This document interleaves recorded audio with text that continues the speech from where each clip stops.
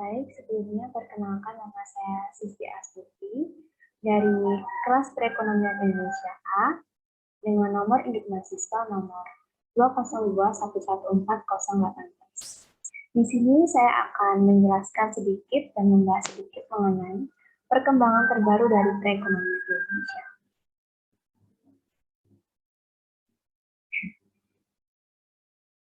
Adapun materi yang akan saya bahas pada presentasi saya pada saat ini yaitu yang pertama, mengenai pertumbuhan perekonomian di Indonesia, yang kedua stabilitas perekonomian Indonesia, yang ketiga tenaga kerja dan kesempatan kerja di Indonesia, dan yang keempat adalah perkembangan neraca pembayaran di Indonesia. Selanjutnya langsung saja ke bab yang pertama, yaitu mengenai pertumbuhan perekonomian di Indonesia. Sebelum kita membahas lebih lanjut mengenai apa itu pertumbuhan perekonomian Indonesia beserta perkembangannya yang terbaru, alangkah lebih baiknya kita mengerti dulu apa itu pertumbuhan ekonomi sendiri. Di sini saya sudah tuliskan poin bahwa pertumbuhan ekonomi ini merupakan ukuran kinerja ekonomi makro suatu negara dan tujuannya itu untuk mengetahui kesejahteraan ekonomi warga negaranya. Seperti itu. Jadi, pertumbuhan ekonomi ini digunakan suatu negara untuk mengetahui seberapa sejahtera sih ekonomi warga negara itu. Kemudian yang kedua adalah mengenai ukuran atau indikator dalam pertumbuhan ekonomi. Yang pertama itu indikatornya adalah persentase pertumbuhan total PDB atau GDP. PDB ini merupakan singkatan dari produk domestik bruto. GDP ini dalam istilah bahasa Inggrisnya yaitu Gross Domestic Product. Nah, PDB ini merupakan nilai semua barang dan jasa yang diproduksi oleh suatu negara dalam periode tertentu. Biasanya ini digunakan untuk menghitung pendapatan nasional, dan metode ini paling sering digunakan untuk mengukur suatu pertumbuhan. Yang selanjutnya adalah persentase pertumbuhan PDB atau GDP di sektor produksi atau lapangan usaha. Yang selanjutnya adalah persentase pertumbuhan PDB atau GDP dalam sektor pengeluaran. Yang keempat adalah pendapatan per kapita atau PDB per kapita. Dan yang kelima adalah pertumbuhan ekonomi spasial yang ditunjukkan dalam PDRB. Ekonomi spasial ini merupakan perkembangan kegiatan ekonomi suatu wilayah dan ditunjukkan dengan PDRB. PDRB ini merupakan singkatan dari Produk Domestik Regional Bruto. Jadi, perkembangan ekonomi di setiap wilayah. Selanjutnya ada pertumbuhan perekonomian di Indonesia. Tadi ada empat sektor. Yang pertama PDB menurut lapangan usaha, yang kedua PDB menurut pengeluaran, yang ketiga adalah PDB per kapita, dan yang keempat adalah produk domestik regional bruto. Selanjutnya ini adalah data. Data yang saya ambil ini adalah data pada tahun 2019 dan tahun 2020 perbandingan. Untuk pertumbuhan PDB beberapa lapangan usaha year on year. Di sini ada industri pengolahan, ada pertanian, kehutanan, dan perikanan, ada perdagangan, itu meliputi reparasi mobil dan motor. Yang selanjutnya ada konstruksi, ada pertambangan dan penggalian, transportasi dan pergudangan, informasi dan komunikasi, jasa kesehatan, dan kegiatan sosial serta lainnya. Di sini jumlah dari triwulan 4 tahun 2019 ke triwulan 4 tahun 2020 mengalami penurunan persentase. Yang tidak mengalami penurunan persentase ini ada di bagian industri informasi dan komunikasi dan juga jasa kesehatan dan kegiatan sosial. Di sini persentasenya naik dari 9,78% menjadi 10,91%.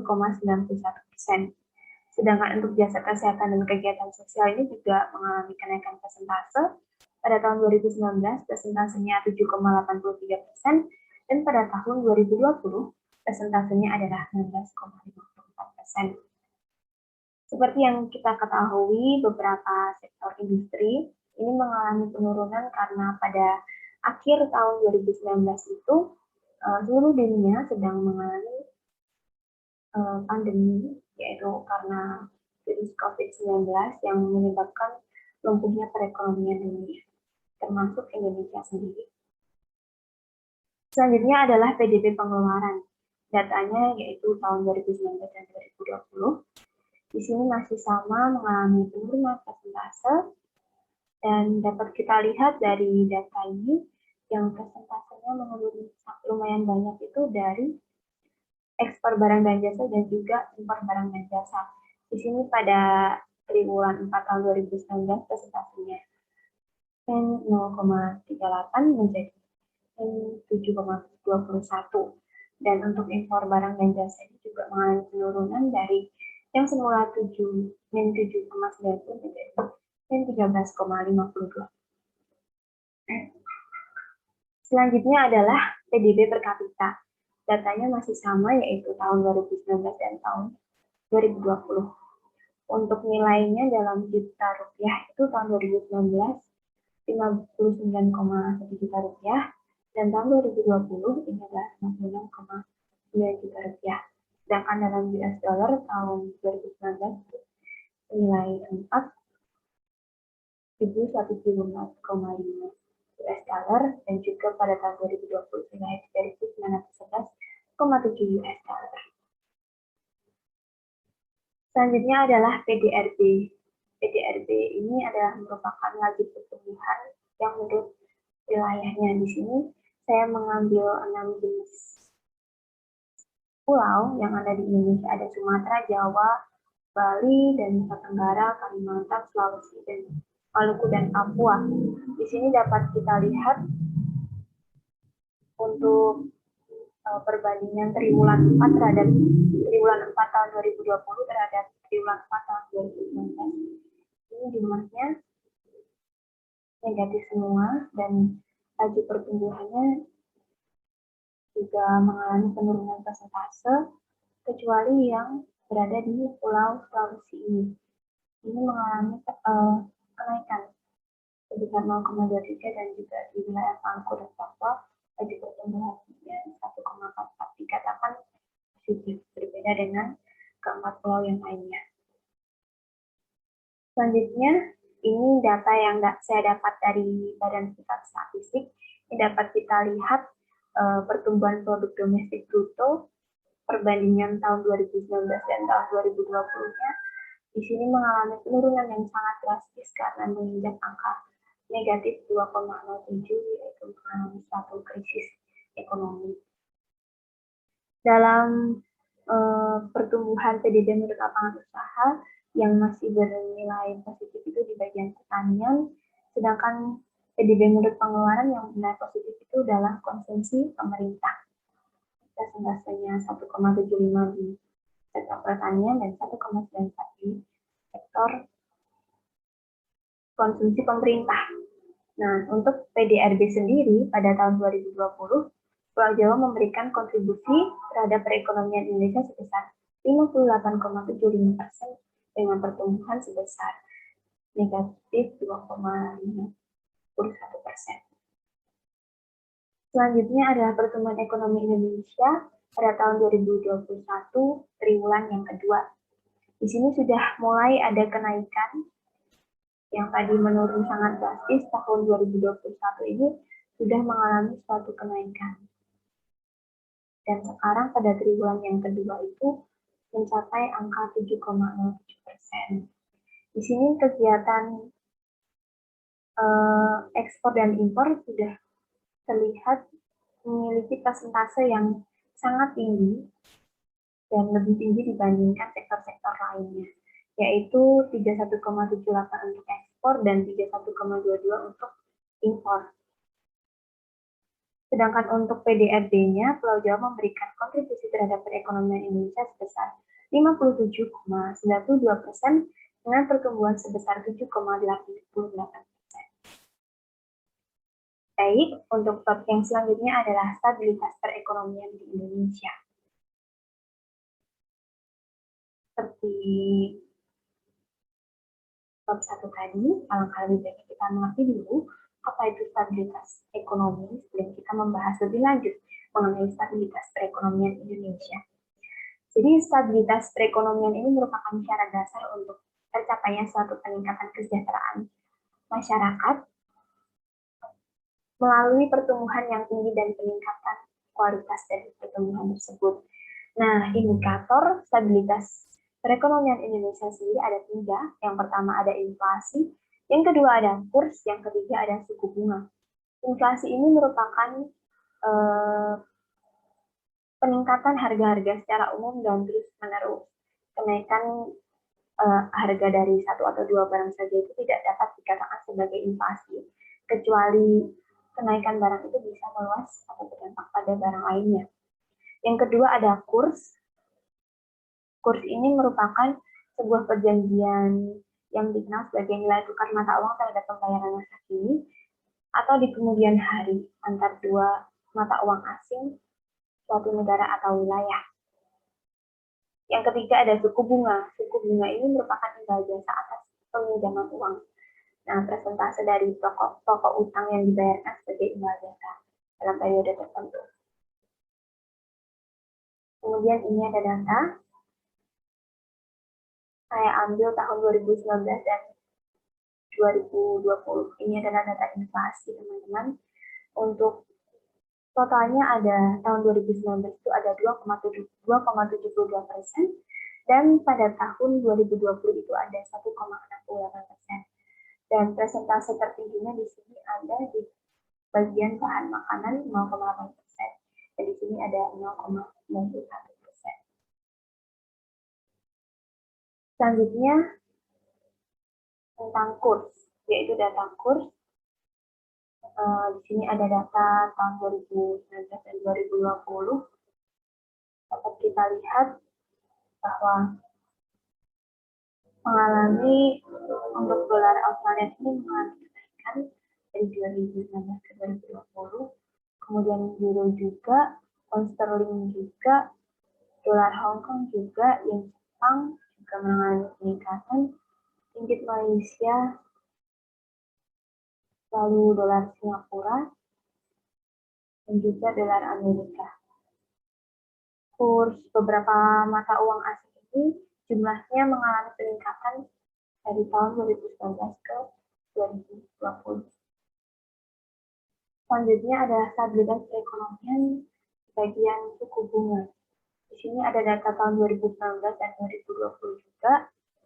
Jumlahnya ini juga mengalami, jumlah suku bunganya ini mengalami penurunan. Di Januari mengalami penurunan, Februari, Maret, April, Mei, Juni, Juli, ini juga mengalami penurunan suku bunga. Kemudian lanjut ke bab yang ketiga, yaitu mengenai tenaga.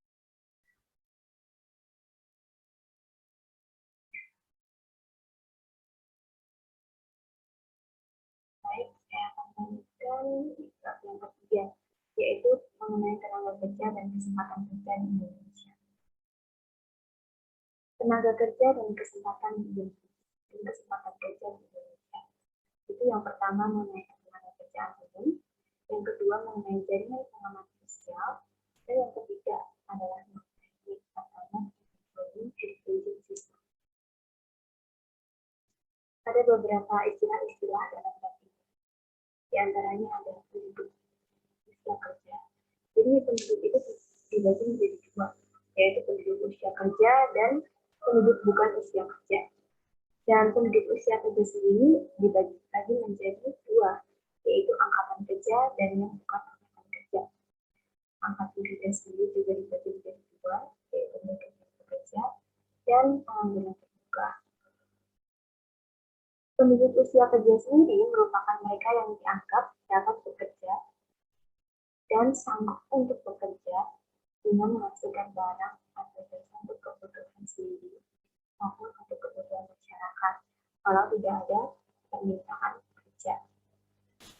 Selanjutnya, untuk penduduk bukan usia kerja ini merupakan penduduk yang tidak tergabung dalam penduduk usia kerja. Selanjutnya ada angkatan kerja. angkatan kerja ini merupakan mereka yang sudah dan bersedia untuk bekerja. Seperti hanya bukan usia kerja, yang bukan angkatan kerja ini merupakan penduduk yang tidak tergabung dalam angkatan kerja.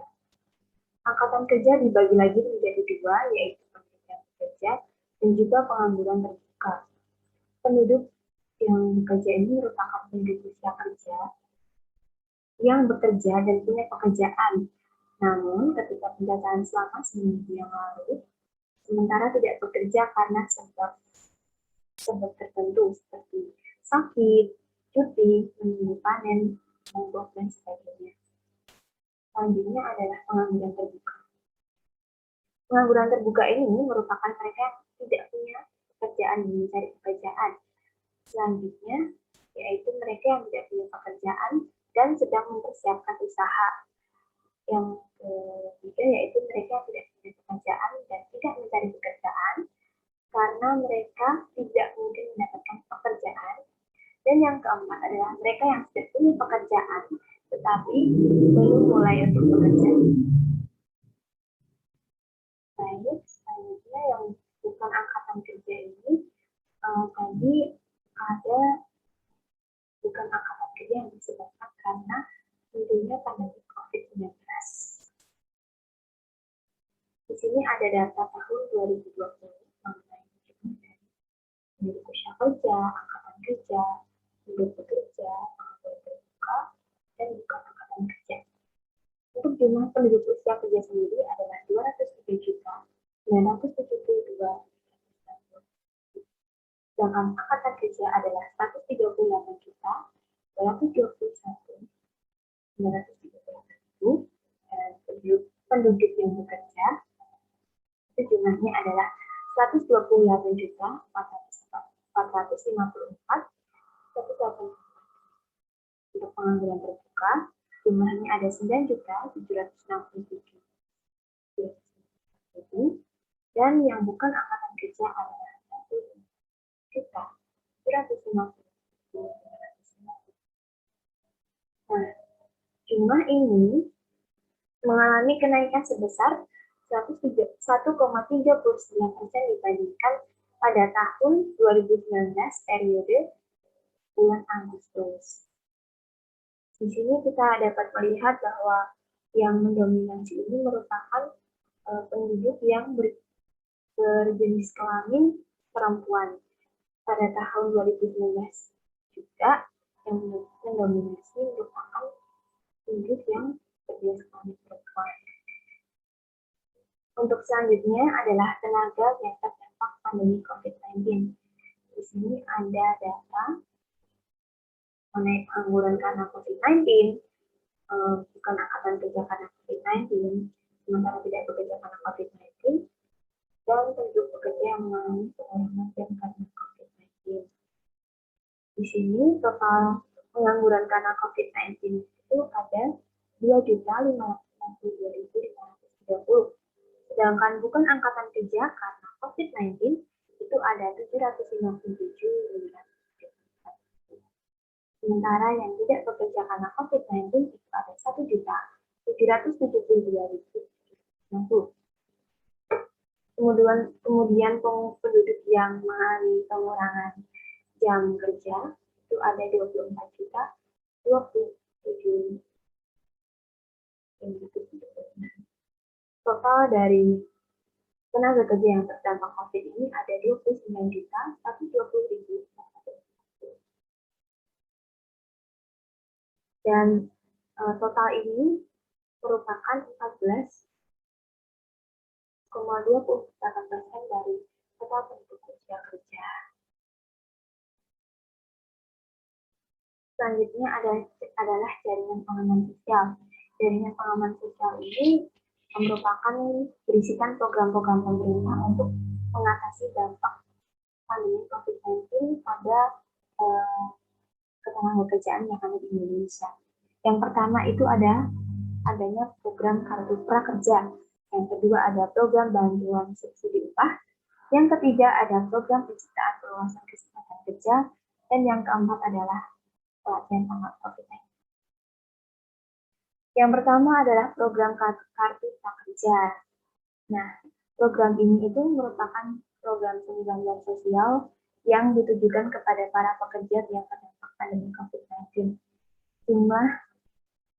Jumlah dari yang menerima bantuan, jumlah yang menerima program Kartu Prakerja ini totalnya ada 5.987.674. Nah, pemerintah membuka 11 gelombang. Itu kemudian selanjutnya ada bantuan subsidi upah.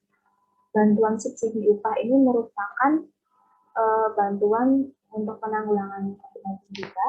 Tujuannya untuk mempertahankan dan meningkatkan kemampuan ekonomi pekerja atau buruh dalam rangka penanganan COVID-19. Nah, ini ditargetkan untuk pekerja sebanyak 12.403.890 pekerja. Nah, skemanya ini diberikan dalam bentuk uang sebesar 600.000 per bulan selama 4 bulan yang akan diberikan 2 bulan sekali, yang artinya satu kali pencairan subsidi itu sebesar 1,2 juta. Adapun kendala dari program ini adalah rekening pekerja yang bermasalah, misalnya rekening sudah tertutup, tidak aktif, pasif, tidak valid dibekukan, tidak sesuai dengan NIK, tidak terdaftar di rekening, serta adanya duplikasi. Selanjutnya, ada program perluasan kesempatan kerja. Program perluasan kesempatan kerja ini ada dibagi menjadi 4 program. Yang pertama itu ada wirausaha baru inkubasi bisnis. Yang kedua ada pemberdayaan tenaga kerja melalui program padat karya infrastruktur. Yang ketiga ada pemberdayaan tenaga kerja melalui program tenaga kerja mandiri atau PKM atau wirausaha baru WUB. Dan juga ada penanganan tenaga kerja penyandang disabilitas. Selanjutnya, NEET atau Not in Employment Education and Training. Nah, penduduk usia muda yang tergolong dalam kategori ini itu merupakan penduduk yang berusia di antara 15 sampai 24 tahun. Nah, sesuai dengan artinya sendiri itu tidak berada dalam pendidikan, bekerja atau mengikuti pelatihan. Jumlah NEET ini totalnya ada 10.700.392. Nah, berdasarkan data Sarkernas periode Agustus 2020 diperoleh bahwa 44,8 juta anak muda Indonesia, 24,28%-nya menyatakan tergolong dalam kategori. Nilai ini mengalami peningkatan sebesar 2,55% dibanding kondisi pada Agustus tahun 2019 dengan persentase 21,73%. Yang selanjutnya adalah neraca pembayaran Indonesia. Untuk terakhir yang akan saya bahas dalam presentasi saya kali ini. Perkembangan neraca pembayaran Indonesia. Yang pertama itu mengenai definisi dari neraca pembayaran sendiri. Neraca pembayaran ini merupakan statistik yang mencatat transaksi ekonomi antar penduduk Indonesia dengan bukan penduduk pada suatu periode tertentu. Nah, transaksi NP ini terdiri dari transaksi berjalan dan juga transaksi modal dan finansial. Transaksi berjalan dan transaksi modal finansial ini merupakan indikator atau ukuran dalam neraca pembayaran Indonesia. Untuk transaksi berjalan ini merupakan neraca yang meliputi perdagangan, barang dan jasa, penghasilan, serta transfer berjalan. Sedangkan untuk modal dan finansial ini merangkum transaksi tentang penjualan dan pembelian aset.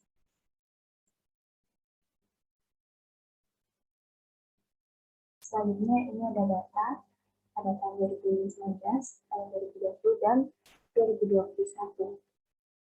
Untuk selanjutnya di sini tersedia data perbandingan publikasi NPI pada tahun 2019, tahun 2020, dan tahun 2021. Untuk transaksi berjalan pada tahun 2019 ini, nilainya negatif, dan pada tahun 2020 ini juga negatif, tapi jumlahnya mengalami pengurangan yang semula min 30.279 ini menjadi min 4.341, sedangkan untuk yang baru ini min 30.279 menjadi min 4.492. Yang menjadi bagian dari transaksi berjalan, seperti yang dijelaskan pada awal tadi, ada barang, jasa, dan juga pendapatan primer dan sekunder. Selanjutnya adalah transaksi modal dan finansial. Di sini jumlahnya dapat kita lihat dari total 2019 dan total tahun 2020, jumlahnya mengalami penurunan yang semula 36.603 menjadi 7.645. Untuk yang baru, yang semula 36.600 itu juga menjadi 7.853. Yang menjadi komponen dari transaksi modal dan finansial ini adalah investasi langsung, investasi portofolio, derivatif finansial, dan juga investasi lainnya. Untuk tahun 2021, di sini mengalami peningkatan lagi karena jumlahnya pada tahun 2020 itu min 4.000 sekian menjadi min 900. Kemudian untuk transaksi modal dan finansial, ini dapat kita lihat mengalami suatu penurunan jumlahnya dari 7.000 sekian menjadi 5.000 sekian. Selanjutnya, neraca pembayaran Indonesia triwulan 4 tahun 2020. Ini surplus sebesar 2,6 miliar. Sedangkan pada tahun 2019 ini surplusnya 4,7 miliar dolar AS. Perkembangan ini didorong oleh penurunan defisit transaksi berjalan serta surplus transaksi modal dan finansial. Defisit transaksi pada tahun berjalan 2020 itu sebesar 4,7 miliar dolar AS atau 0,4% dari PDB dan jauh menurun dari defisit pada tahun 2019 sebesar 30,3 miliar dolar AS atau 2,7% dari PDB.